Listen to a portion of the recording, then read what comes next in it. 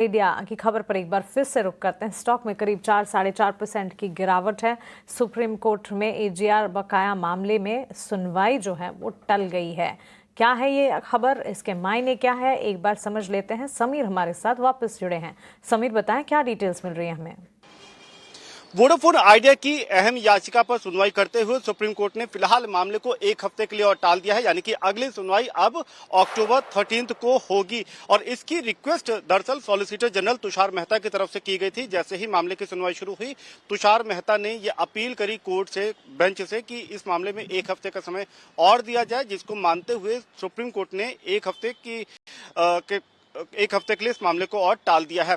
और इस अपील पर, यानी कि तुषार मेहता ने जो रिक्वेस्ट किया था एक हफ्ते की और समय देने के लिए, इसको सीनियर एडवोकेट मुकुल रोहतगी ने कोई अपोज या इसका विरोध नहीं किया। और इस स्थिति को देखते हुए फिलहाल सुप्रीम कोर्ट ने अगली तारीख अक्टूबर 13 तय करी है, जब इस मामले की सुनवाई होगी। आपको बता दें कि ये याचिका वोडाफोन आइडिया की काफी अहम है उसके भविष्य को लेकर के, क्योंकि इस याचिका में वोडाफोन आइडिया ने जो उस पर एडिशनल एजीआर ड्यूज की मांग रखी गई है डिपार्टमेंट ऑफ टेलीकॉम की तरफ से, जो तकरीबन 5700 करोड़ रुपए की है, इसके रीअसेसमेंट की अपील वोडाफोन आइडिया की तरफ से दायर की गई है। वोडाफोन आइडिया ने इस बात का भी जिक्र किया है अपनी याचिका में कि जो पूरा कैलकुलेशन है इसको दोबारा देखा जाना चाहिए, रीअसेस किया जाना चाहिए और इसको वेव ऑफ किया जाना चाहिए। इस बात का भी जिक्र किया गया है कि वोडाफोन आइडिया पहले से ही वित्तीय संकट के दौर से गुजर रहा है। ऐसे में कोई भी अतिरिक्त शुल्क जो वसूला जाएगा डिपार्टमेंट ऑफ टेलीकॉम की तरफ से, वो उसकी स्थिति को और बिगाड़ सकता है।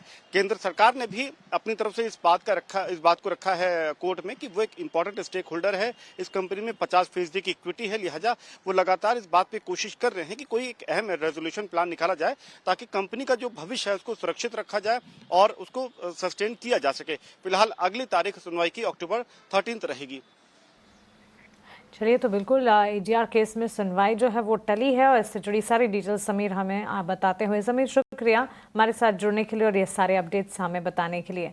वोडाफोन आइडिया, राजेश, एक टेक आपसे जानना चाहेंगे। 4% की गिरावट है लगातार, और इनफैक्ट अभी जैसे हमारे सहयोगी बता भी रहे थे कि ये केस काफ़ी इंपॉर्टेंट है, ये सुनवाई काफ़ी इंपॉर्टेंट है, जो कि टली है। अब 8.47 रुपये पर स्टॉक कामकाज करता हुआ, गिरावट यहाँ से फर्दर डाउनसाइड विजिबल नजर आती है आपको? देखिए, ओवरऑल अगर आप वोडाफोन आइडिया का चार्ट देखें तो एक अंडर परफॉर्मिंग रहा है, और मोस्टली हम इसमें अवॉइड का ही व्यू देते हैं। रिसेंटली डेफिनेटली एक ट्रैक्शन देखने को मिला है, एंड उसके बाद प्राइजेस ने जो है अपना 200 डीएमए के ऊपर भी ब्रेकआउट दिया। तो फिलहाल पॉजिटिव मोमेंटम में, आज फिलहाल नेगेटिव है। जिनके लॉन्ग से वो होल्ड रख सकते हैं। एक स्ट्रिक्ट स्टॉप लॉस रखना पड़ेगा अराउंड 7 रुपीज़ 80 का। And on the high side अगर आप देखें तो लास्ट वीक से 9 रुपये के आसपास का रेजिस्टेंस ले रहे हैं, तो 9 रुपये क्रॉस करता है तो इसमें एक फर्दर पॉजिटिव ट्रैक्शन देखने को मिल सकता है। बट जिनके पास ऑलरेडी है तो वो होल्ड रख सकते हैं। फ्रेश लॉन्ग्स का मैं अवॉइड का कहना चाहूँगा। बिल्कुल, तो वोडाफोन आइडिया पर आपको राय है कि जिनके पास है वो होल्ड रखे, लेकिन अभी कोई नई खरीद की सलाह इस पर नहीं है।